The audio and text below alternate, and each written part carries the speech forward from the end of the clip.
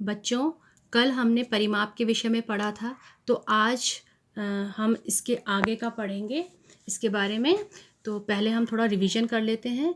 परिमाप के बारे में हमने पढ़ा था कि किसी भी बंद आकृति की समस्त भुजाओं के योग को परिमाप कहते हैं।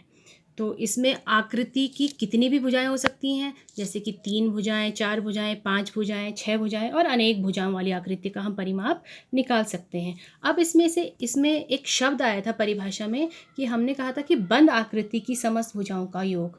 तो बंद आकृति, ये देखिए सभी बंद आकृतियां हैं, तो इसका हम परिमाप निकाल सकते हैं। अब खुली आकृति, जैसे कि ये एक खुली आकृति है, अब इसकी भी हम सारी भुजाओं का योग तो निकाल सकते हैं कि इनको हम नाप लें और इसकी सारी भुजाओं का योग निकाल लें, पर ऐसी स्थिति में हम इसका परिमाप नहीं कहेंगे। इसको हम, ये खुली आकृति का जो हम सारी भुजाओं का योग तो निकाल लेंगे, लेकिन हम इसको परिमाप नहीं कहेंगे। तो परिमाप शब्द का जब हम प्रयोग करते हैं तो हमें बंद आकृति ही लेनी है।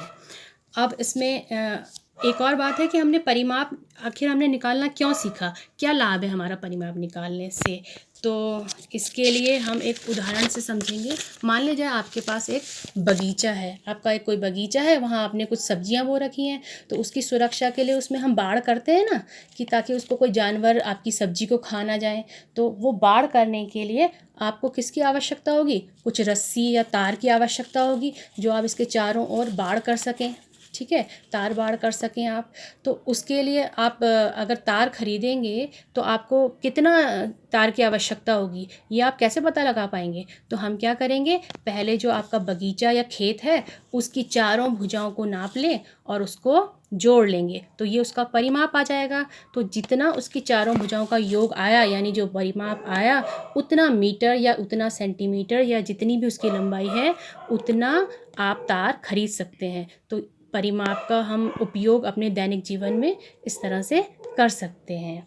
ठीक है, अब इसमें एक बात और है बच्चों, कि जो हमने मात्रक रखना है, ये जो लंबाई का इसमें मात्रक रखना है वो एक जैसा होना चाहिए। यानी जैसे ये त्रिभुज की तीनों भुजाएं हैं, इसका परिमाप निकालना है, तो ये जो लंबाई के जो मात्रक हैं, जो यूनिट है, वो एक जैसी होनी चाहिए। जैसे सेंटीमीटर है तो ये सभी सेंटीमीटर में है ये लंबाई।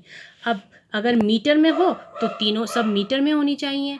ठीक है, तो इस तरह से हमें ये ध्यान रखना पड़ेगा कि जो लंबाई के हम मात्रक उसमें दिए गए हैं वो एक समान होने चाहिए, चाहे मीटर मीटर हो या सेंटीमीटर सेंटीमीटर हो या कुछ और किलोमीटर इंचेस कुछ भी हो सकता है, पर एक समान होने चाहिए। अगर वो एक समान नहीं है तो हमें उनको चेंज करना पड़ेगा, हमें उनको बदलना पड़ेगा। अब इसका मैं बच्चों आपको एक होमवर्क देती हूँ। एक क्वेश्चन है कि अगर एक खेत की लंबाई 20 मीटर है तथा चौड़ाई 15 मीटर है, यदि इस खेत के चारों ओर तारबाड़ करनी है तो कुल कितने मीटर तार की आवश्यकता होगी।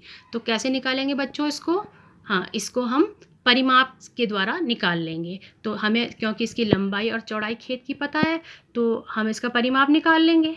ठीक है, जितना इसका परिमाप आया यानी उतने ही तार की हमें आवश्यकता होगी। तो इस प्रश्न को आप हल करेंगे और मुझे दिखाएंगे, मुझे भेजेंगे आप। ठीक है, अब कुछ प्रश्न मैं और बोलती हूँ बच्चों, उनको भी आप मुझे करके दिखाएंगे। अपने आसपास की वस्तुओं के परिमाप निकालेंगे।